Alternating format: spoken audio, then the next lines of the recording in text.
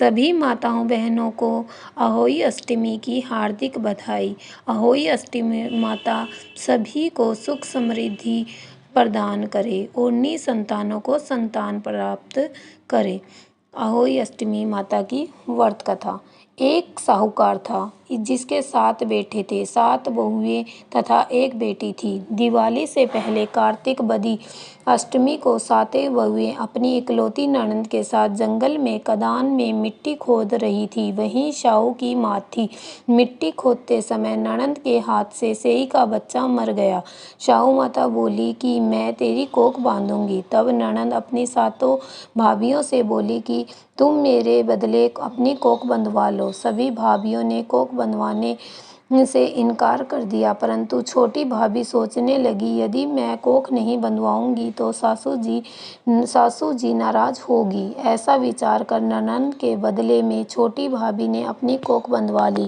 इसके बाद जब उसके कोई लड़का होता तो वह मर जाता। एक दिन उसने पंडित को बुलाकर पूछा, मेरी संतान 7वें दिन क्यों मर जाती है? तब पंडित ने कहा कि तुम सुरही गाय की पूजा करो। सुरही गाय सऊ माता की भाईली है।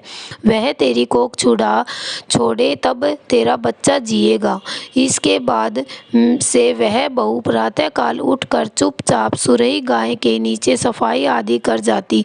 गौ माता बोली कि आजकल कौन मेरी सेवा कर रहा है, सो आज देखूंगी। गौ माता खूब तड़के उठी। क्या देखती है कि एक साहूकार के बेटे की बहू उसके नीचे सफाई आदि कर रही है।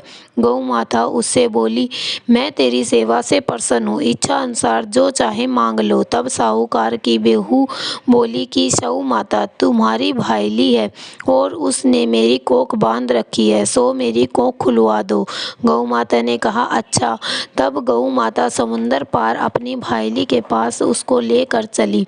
रास्ते में कड़ी धूप थी, सो दोनों एक पेड़ के नीचे बैठ गई। थोड़ी देर में एक सांप आया और उस पेड़ पर गरुड़ पंखनी का बच्चा था। सांप उसको डसने लगा। तब साहूकार की बहू ने सांप मार कर ढाल के नीचे दाब दिया और बच्चे को बचा लिया। थोड़ी देर में गरुड़ पंखनी आई तो वहाँ खून पड़ा देखकर साहूकारनी की बहू के चोंच मारने लगी।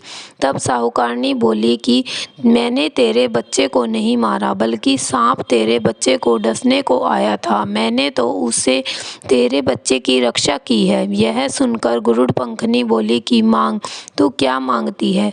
वह बोली 7 समुंदर पार सऊ माता रहती है, हमें तू उसके पास पहुंचा दे। तब गरुड़ पंखनी ने दोनों को अपनी पीठ पर बैठाकर सऊ माता के पास पहुंचा दिया। सऊ माता ने उन्हें देखकर बोली कि आ बहन, बहुत दिनों में आई। फिर कहने लगी कि बहन मेरे सिर में जूं पड़ गई है। तब सुरही के कहने पर साहूकारनी की बहू ने सलाई से उसकी जूहें निकाल दी। तो इस पर सऊ माता प्रसन्न हो बोली, तूने मेरे सिर में बहुत सिलाई डाली है, इसीलिए मैं तुझे वरदान देती हूँ कि तेरे 7 बेटे और 7 बहुएं होंगी। वह बोली, मेरे तो एक भी बेटा नहीं, 7 बेटे कहाँ से होंगे? सऊ माता बोली, वचन दिया है, वचन से फिरूं तो धोबी के कुंड पर ककड़ी जाऊं। तब जब साहूकार की बहू बोली, मेरी कोख तो तुम्हारे पास बंधी पड़ी है। यह सुन सऊ माता बोली कि तूने तो मुझे ठग लिया। मैं तेरी कोख खोलती तो नहीं, परंतु अब खोलनी पड़ेगी। जा, तेरे घर तुझे 7 बेटे और 7 बहुएं मिलेगी। तू जाकर उजमन करियो, 7 अहोई बनाकर 7 कढ़ाई करियो। वह लौटकर घर आई तो वहाँ देखा 7 बेटे 7 बहुएं बैठी हैं। वह खुश हुई। उसने 7 अहोई बनाई, 7 उजमन किए तथा 7 कढ़ाई की। रात्रि के समय जेठानी आपस में कहने लगी कि जल्दी जल्दी नहाकर पूजा कर लो, कहीं छोटी बच्चों को याद करके रोने लगे। थोड़ी देर में उन्होंने अपने बच्चों से कहा, अपनी चाची के घर जाकर देख कर आओ कि आज वह अभी तक क्यों नहीं रोई। बच्चों ने जाकर कहा कि चाची तो कुछ मांड रही है, खूब उजमन हो रहा है। यह सुनते ही जेठानियाँ दौड़ी दौड़ी उसके घर आई और कहने लगी, तूने कोख कैसे छुड़वाई? वह बोली, तुमने तो कोख बंधवाई नहीं, सो मैंने कोख बंधवा ली।